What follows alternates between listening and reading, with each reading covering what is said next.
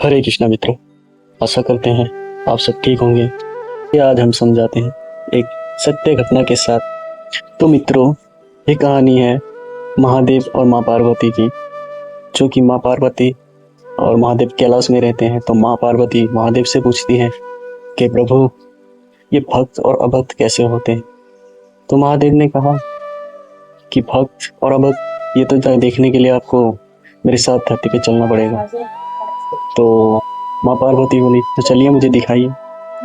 तो उनको महादेव धरती पर लाते हैं। तो ला के बोलते हैं पार्वती माँ से कि चलिए हम पहले अभक्त का दर्शन करते हैं। तो वो लेके गए अपने अभक्त के घर। तो उसने महादेव ने गेट पर खड़ा होकर बोला, भिक्षाम दे। सन्यासी का रूप लेके गए थे दोनों।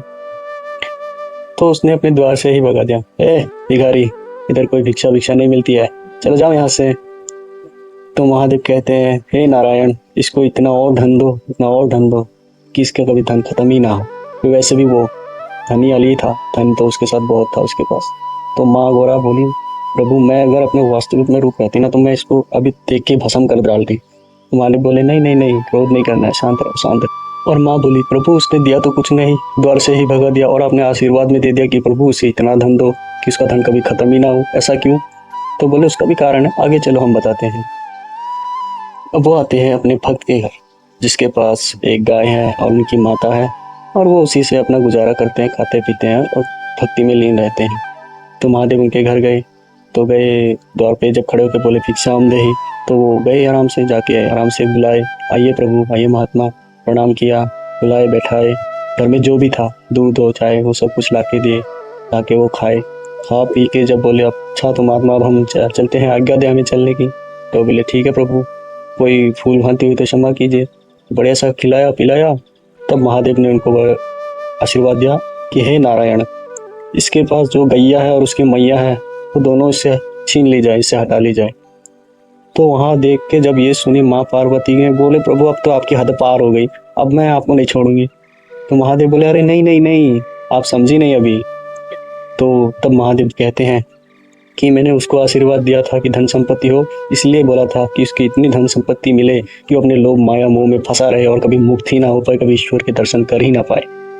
और दूसरे भक्त को जो आशीर्वाद दिया कि उसकी गैया और मैया दोनों ले जाए, क्योंकि उसकी जितनी भी मोह और माया फंसी थी वो उसकी गैया में और मैया में फंसी थी। अगर वो दोनों मुक्त हो जाए तो वो भगवान में लीन हो जाएगा, क्योंकि अब उसके पास कोई दूसरा चारा है ही नहीं।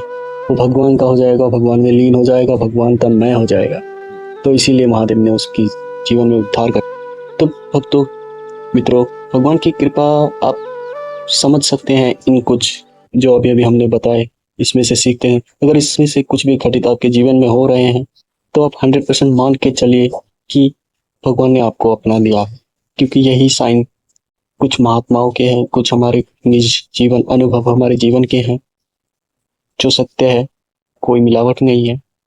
तो वीडियो अच्छी लगी तो चैनल को लाइक सब्सक्राइब कीजिए और कमेंट में बताएं कि आपको किस पॉइंट पे अभी किस चीज़ की ज़रूरत है।